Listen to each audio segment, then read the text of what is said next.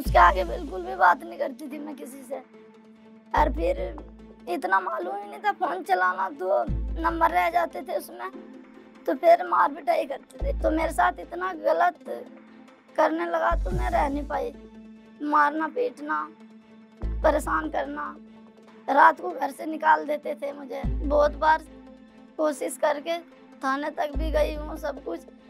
जब पैसे नहीं होता तो कोई कुछ नहीं सुनता है। ये सिर्फ रेशमा की कहानी नहीं है। हमारे देश में ऐसी लाखों करोड़ों महिलाएं हैं। यदि किसी भी महिला के साथ घरेलू हिंसा हो रही है तो वो ऐसे में क्या करे? नमस्ते, मेरा नाम रेशमा है, मैं झारखंड की रहने वाली हूँ। मैं अपने बारे में सब कुछ बताना चाहती हूँ, क्या हुआ मेरे साथ। बचपन से मतलब मैं इतनी पढ़ी लिखी नहीं हूँ, 8वीं पास की थी मैंने। फिर मेरे घरवालों ने शादी करा दी मेरी। मैं झारखंड की रहने वाली हूँ, लेकिन अपने बुआ के साथ मैं यूपी में रहती थी। यहीं से पढ़ाई की है मैंने, मेरे बुआ के पास ही रहती थी मैं। तो फिर ऐसा हुआ, मतलब मुझे तो पढ़ाई करने का आगे बहुत मन था।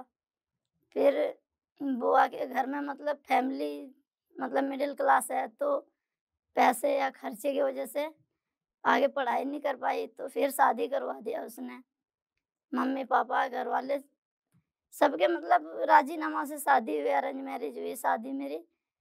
तो मैंने मना भी किया शादी से, तो फिर भी ये कहा नहीं, लड़की तो अपना शादी कर दो, वही ठीक है, पढ़ाई क्या करोगे पढ़ाई करके? तो शादी हो गई। फिर बढ़िया रहा, मतलब 1-2 साल तो बहुत अच्छे रहे। शादी हो गई, मतलब बच्चे भी हो गए एक। फिर जब बच्चे हो गए उससे बाद में ससुराल में ऐसा हुआ, मतलब सब दिक्कतें आना चालू हो गए बहुत। पहले तो खर्चे के, फिर हस्बैंड की वो, फिर घर में ससुराल में जो फैमिली थे, बहुत बड़ी फैमिली है हमारी। फिर जो जो हस्बैंड था वो बहुत अलग टाइप का था, मतलब सबके साथ लड़ाई करनी, गाली देना, मारना-पीटना, अपने भाई के साथ, फैमिली में बहन, मुझे, सबको। तो फिर उसको अलग कर दिया सबने, मतलब एक उसकी गलती से मुझे भी अलग कर दिया।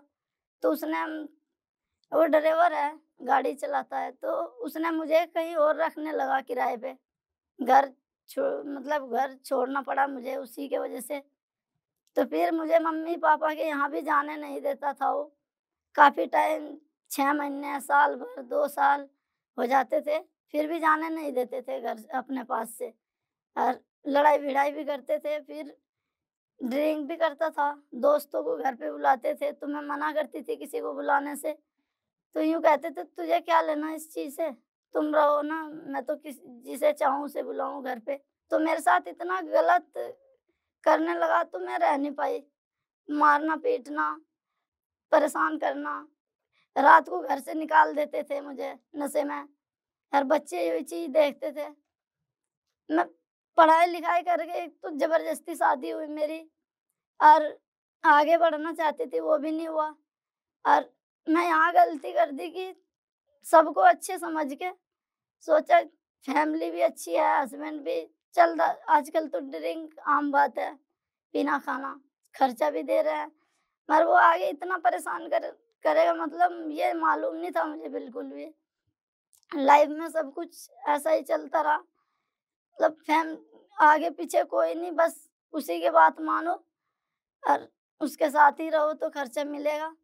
ना घर से निकलना, ना कुछ करना, एक रूम में रहना, मतलब कैद से हो जाते ऐसे होते थे। उसके आगे बिल्कुल भी बात नहीं करती थी मैं किसी से।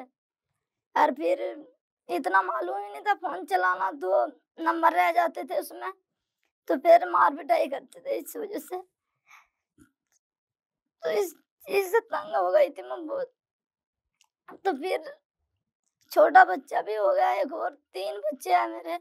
तो आप लोग सोच रहे होंगे आपने पुलिस में शिकायत क्यों नहीं किया, ये किया? तो ऐसा बिल्कुल नहीं है। मैंने पहले भी बहुत बार कोशिश करके थाने तक भी गई हूँ, सब कुछ। जब पैसे नहीं होता तो कोई कुछ नहीं सुनता है। और इस चीज़ को बुआ के भी वहाँ जाके थाने में भी, तो बुआ पीछे हट गई थी। यूँ कहा जो करना करो, तो शादी हो गई है, बच्चे हो गए, तो तुम्हारे साथ जो भी हो रहा है, हम कुछ नहीं कर सकते। और थाने में भी ऐसा हुआ, पुलिस वाले भी हर चीज़ इग्नोर करते हैं, लाइन 1-1, 2-2 घंटे बैठ के सब कुछ वो करवा के भी कुछ नहीं हुआ। बस अब आपस में कर लो, ऐसे होते हैं सबके घर में, तो छोटी बात है।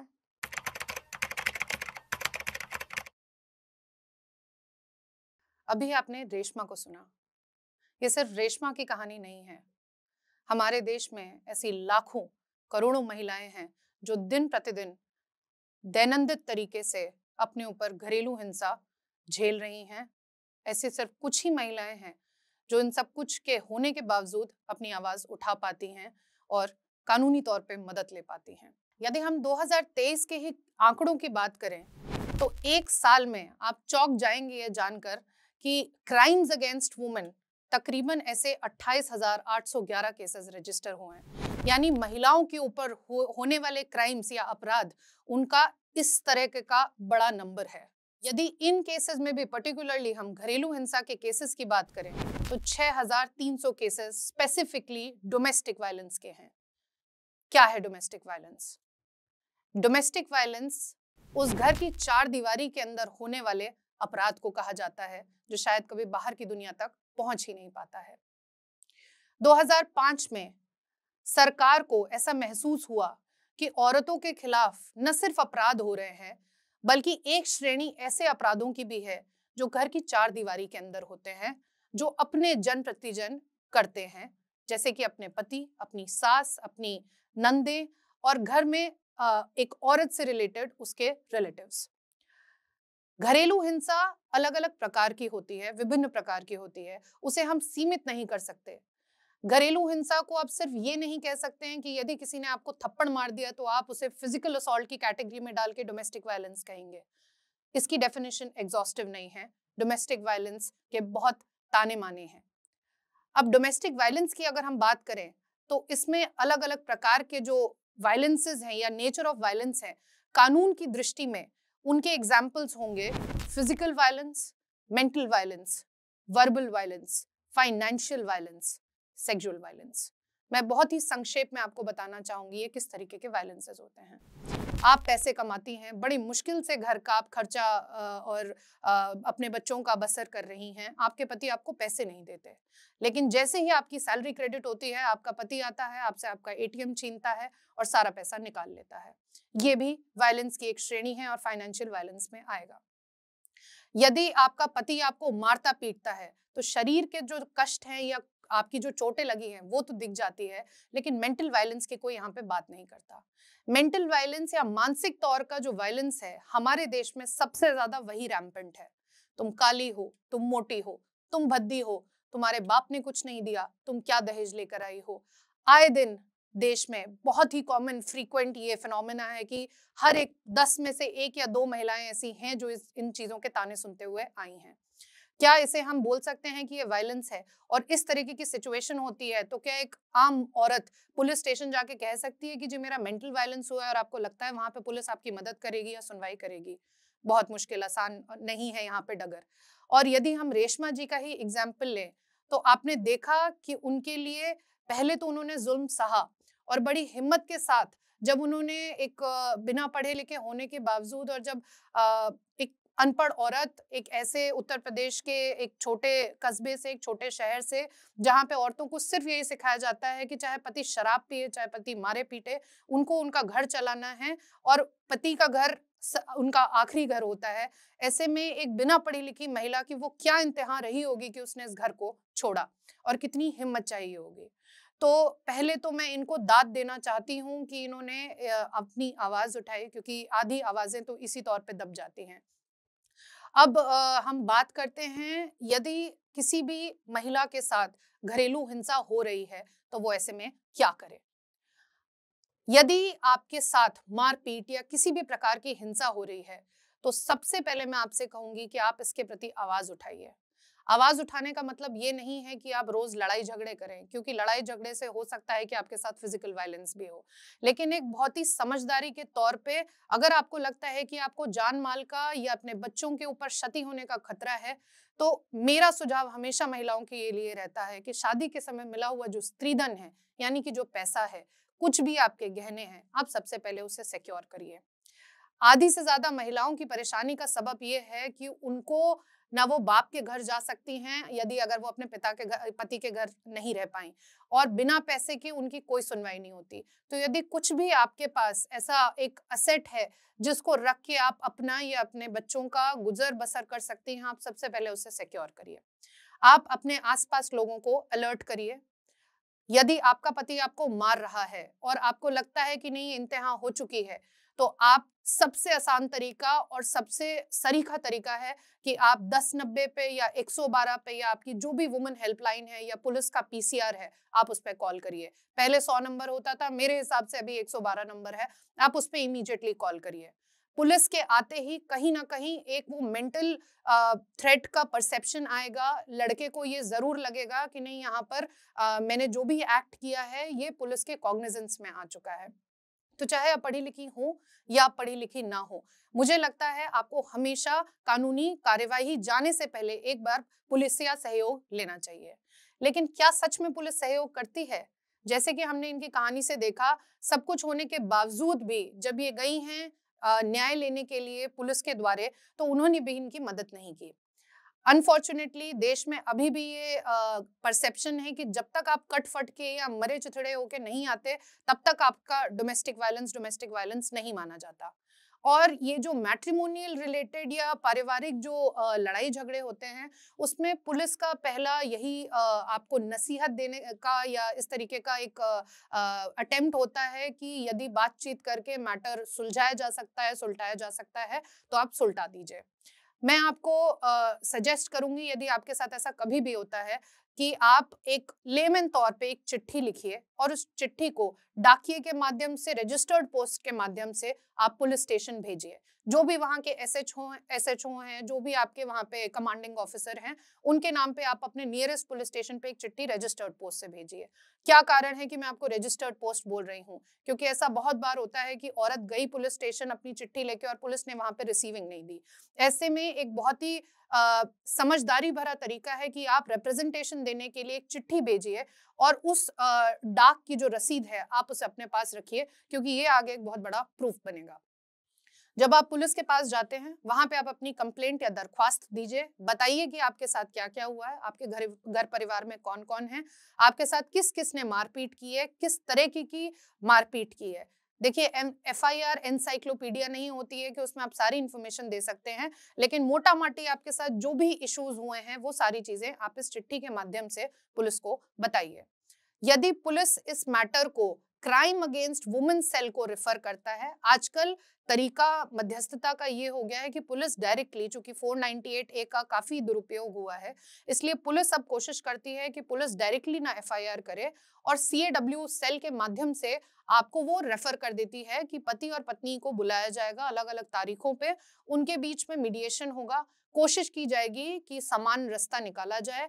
दोनों पार्टीज के बीच में यदि संभव चांसेस हैं कि एक पार्टी सुधर रही है या अंडरटेकिंग लेने के लिए तैयार है कि वो दोबारा नहीं रिपीट करेगी, तो वो वहां पे उनसे लिखवाते हैं, उनसे माफीनामा और राजीनामा लिखवाते हैं। लेकिन यदि पुलिस को ये समझ आता है और आपने दृढ़ निश्चय कर लिया है कि आपको वहां पे वापस नहीं जाना है, तो CAW सेल की प्रक्रिया में आप बिल्कुल क्लियरली वहां के ऑफिसर्स को बताइए कि मेरे साथ जोर जबरदस्ती ना हो, मैं दोबारा नहीं जाना चाहती हूँ। उसके बाद मेरा सुझाव रहेगा, यदि आपके पास पैसे हैं तो आप नियरेस्ट अपने डिस्ट्रिक्ट कोर्ट में जो पारिवारिक न्यायालय है, यानी कि फैमिली कोर्ट, वहां पे जाके आप डोमेस्टिक वायलेंस का केस फाइल करें। डोमेस्टिक वायलेंस एक्ट आया था 2005 में, जिसमें सेक्शन 12 में आप एप्लीकेशन फाइल कर सकते हैं। उस सेक्शन 12 में आप कोर्ट को बताएंगे किस प्रकार का आपके साथ डोमेस्टिक वायलेंस हुआ है। उसके लिए आपकी एक DIR प्रिपेयर होगी, जिसे कि कहा जाता है डोमेस्टिक वायलेंस इंसिडेंट्स रिपोर्ट। आपको एक प्रोटेक्शन ऑफिसर दिया जाएगा। वो प्रोटेक्शन ऑफिसर नियरेस्ट आपके पुलिस स्टेशन का होता है, जिसका नंबर आपको मुहैया कराया जाएगा। वो एक जो DIR प्रिपेयर करेंगे, उसी DIR से जो दंड अधिकारी है, महादंड अधिकारी या मेट्रोपॉलिटन मैजिस्ट्रेट, वो उस रिपोर्ट के आधार पे कॉग्निजेंस लेगा। एक बहुत खूबसूरत बात यह है डोमेस्टिक वायलेंस एक्ट 2005 की कि इसमें एक अकेले एक्ट में कई सारे प्रावधान दिए गए हैं, सेक्शन 16, सेक्शन 17, 18, 20, 21, जिसमें उसी घर में रहते हुए आप गुजारी भत्ता भी मांग सकते हैं, आप प्रोटेक्शन ऑर्डर भी ले सकते हैं, आप कंपनसेशन भी ले सकते हैं और आप कोर्ट से इंजंक्शन भी ले सकते हैं कि मेरे कमरे में या मेरे पोर्शन में मेरा पति या मेरे पति के कोई भी रिश्तेदार मुझे आके तंग ना करें। और कोर्ट उस एप्लीकेशन पे आपकी सुनवाई करेगा और आपके पक्ष में मुद्दा डिसाइड करेगा। ये उस समय की बात है यदि आप एक लॉयर अफोर्ड कर पाती हैं या आपके पास पैसे हैं तो। ऐसी बहुत महिलाएं हैं जिनको कानूनी सहायता लेने के लिए भी कोई उनका सुनवाई करने के लिए नहीं है क्योंकि उनके पास पैसे नहीं हैं। ऐसे में हमारे संविधान ने आर्टिकल 39A लाया जिसके संशोधन की वजह से एक नेशनल बेसिकली नालसा, सालसा और डालसा करके इंस्टीट्यूट्स बनाए गए हैं लोगों को फ्री लीगल एड यानी कि मुफ्त कानूनी सहायता देने के लिए। ये जो नेशनल, स्टेट और डिस्ट्रिक्ट लेवल पे जो ये लीगल एड सोसाइटीज बनी हैं, यदि आप अपने किसी भी निकटतम कोर्ट में जाएंगे वहाँ पे आप किसी से जाके पूछ सकते हैं। अगर आप अनपढ़ हैं, आप नहीं जानती हैं, आपके पास पैसे नहीं हैं, आप किसी भी कचहरी में अपने आसपास के वहाँ पे जाइए, आप वहाँ पे पूछिए कि मैं लीगल एड के ऑफिस जाना चाहती हूँ। वहाँ लीगल के एड के ऑफिस में वो पूछेंगे कि आपकी कितनी सैलरी है, कितनी आपकी सैलरी नहीं है और उसके हिसाब से वो आपको सरकारी वकील मुहैया कराएंगे। ये सरकारी वकील free of cost, absolutely free of cost आपका केस लड़ेगी। और ये मैटर यदि आपका डिस्ट्रिक्ट कोर्ट में खत्म भी हो जाता है तो आपको हाई कोर्ट के लेवल पे स्टेट भी मुहैया कराएगी और यदि ये मैटर हाई कोर्ट से भी हार के या जीत के सुप्रीम कोर्ट जाता है, सुप्रीम कोर्ट में भी आपको मुफ्त कानूनी सहायता उपलब्ध कराई जाएगी। मैंने कई प्रकार के केसेस किए हैं महिलाओं से संबंधित और अमूमन ये देखा जाता है जो एक सबसे बड़ी परेशानी किसी एक अनपढ़ औरत जिसने बहुत मुश्किल से हिम्मत जुटाई कि वो कानूनी मदद ले पाए बिना किसी पैसे के, वो ये है कि जब भी वो पुलिस स्टेशन जाती है, जैसे कि अभी आपने देखा ही रेशमा जी के केस में कि वो पुलिस के पास गई और पुलिस ने उनको भगा दिया या डरा धमका दिया और पैसे की डिमांड की। ऐसी नाजायज डिमांड्स यदि कानून की सुरक्षा करने वाले ही भक्षक बन जाएं तो ऐसे में क्या करेंगे? रेशमा जी तो यहाँ से हट गई और उनको एक एनजीओ ने मदद की, लेकिन ऐसा यदि किसी और महिला के साथ हो या आपके साथ हो तो आप ऐसे में क्या कर सकती हैं? मेरा आपको ये सुझाव होगा कि आप कोशिश करिए सबसे पहले पुलिस के पास जाके लिखित में पत्राचार करके एक चिट्ठी लिखने की जहां पे आप अपनी सारी कंप्लेंट ले। उसका आप हमेशा एक प्रतिलिपि ले जाइए यानी कि फोटोकॉपी ले जाइए। उस फोटोकॉपी पे आप उनकी रिसीविंग लीजिए। मान लीजिए पुलिस वो रिसीविंग नहीं देती है, क्योंकि पुलिस रिसीविंग नहीं देना चाहती है। यदि वो एक और एफआईआर रजिस्टर करेगी तो उसको उस पर एक्शन लेना पड़ेगा और कोई हमारे देश में एक्स्ट्रा काम नहीं करना चाहता। तो इसी को अवॉइड करने के लिए पुलिस यूजुअली बोल देती है हाँ हमने तुम्हारी चिट्ठी ले ली और इस पे हम सुनवाई करेंगे। आप हमेशा ये ध्यान रखिए, आप हमेशा उसकी प्रतिलिपि ले जाइए। जब आप प्रतिलिपि पे उसका रिसीविंग ले लेंगे तो वहां पे वो बाध्य हो जाएंगे ये बताने के लिए, दिखाने के लिए कि हाँ उन्होंने इस प्रकरण में क्या किया है। उनको स्टेटस रिपोर्ट देना पड़ेगा। यदि वो आपको डरा धमका के भगा देते हैं या वो आपसे नाजायज पैसे की या रिश्वत की डिमांड रखते हैं और बोलते हैं हम तब मदद करेंगे अगर कुछ खर्चा पानी दोगे, ऐसे में आप क्या करें? मेरा सुझाव होगा कि आप पता करिए कि उनके सीनियर ऑफिसर्स कौन हैं और आप उनको ये चिट्ठी लिखिए।